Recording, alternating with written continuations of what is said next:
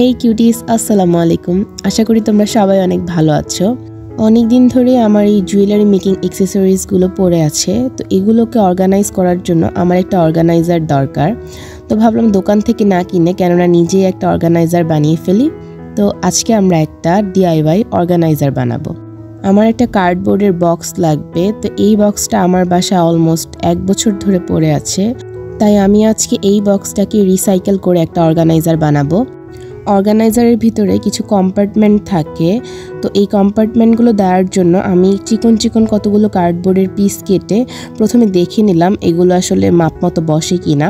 তারপর আমি এগুলোকে গ্লুর সাহায্যে লাগাবো। প্রথমে তোমরা লাগিয়ে ফেলবে না, কারণ একবার গ্লুর সাহায্যে লাগিয়ে ফেললে সেটাকে রিমুভ করা অনেক কঠিন হয়ে যাবে।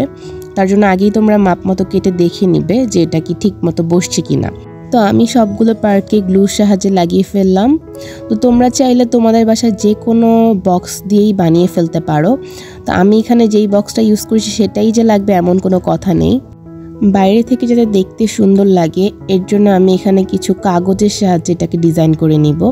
তো আমি এখানে একটা A4 সাইজের পেপার নিয়ে বক্সটার সাইডে এবং বক্সের পিছনে ভালোভাবে গ্লুর সাহায্যে লাগিয়ে ফেলছি। তো তোমরা চাইলে অন্য যে কোনো কালারের কাগজ ইউজ করতে পারো। তোমরা তোমাদের ইচ্ছে মতো বক্সটাকে ডেকোরেশন করে ফেলবে। তোমরা এখানে যে কালারফুল কাগজটা দেখছো এটা আসলে কোনো প্যাটার্ন পেপার না, এটা আসলে একটা কাগজের র্যাপিং পেপার।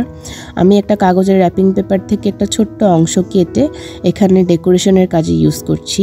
তোমরা তোমাদের আশেপাশের লাইব্রেরি থেকে এরকম টাইপের আরও অনেক ডিজাইনের প্যাটার্ন পেপার পেয়ে যাবে, তোমরা চাইলে ওখান থেকে সংগ্রহ করতে পারো। আমার চ্যানেলে এই টাইপের আরও একটা অর্গানাইজার বক্স বানানোর ভিডিও আছে যেটা আড়ং ইন্সপায়ার্ড।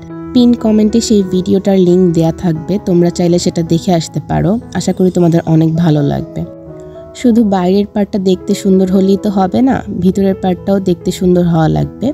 তার জন্য আমি ভিতরের পার্টে একটা কালো কালারের কাগজ লাগিয়ে ফেললাম। আর ভিতরের কম্পার্টমেন্টগুলো খালি খালি লাগছে, তাই ভাবলাম ব্ল্যাক কালার করে ফেলি।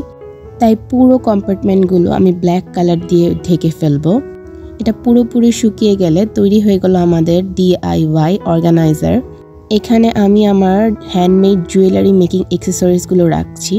তোমরা চাইলে তোমাদের জুয়েলারি অথবা যে কোনো অ্যাক্সেসরিজ এখানে সুন্দর করে সাজিয়ে রাখতে পারো। এই অর্গানাইজারটা তোমাদের কার কেমন লাগলো আমাকে অবশ্যই কমেন্ট বক্সে জানাবে, এবং তোমরা নেক্সট কী ভিডিও দেখতে চাও সেটাও আমাকে জানাবে। তোমাদের প্রেফারেন্স অনুযায়ী আমি নেক্সট ভিডিও আপলোড করব। আমার চ্যানেলে খুব শীঘ্রই হ্যান্ডমেড জুয়েলারি মেকিংয়ের ভিডিও আসবে, তোমরা তা দেখার জন্য আমার চ্যানেলটা সাবস্ক্রাইব করে রাখতে পারো।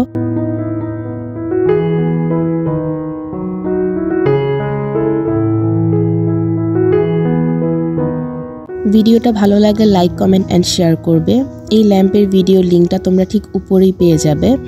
আবার দেখা হবে নতুন কোনো ভিডিওতে। ততদিন সবাই ভালো থাকবে, সুস্থ থাকবে। আল্লাহ হাফেজ।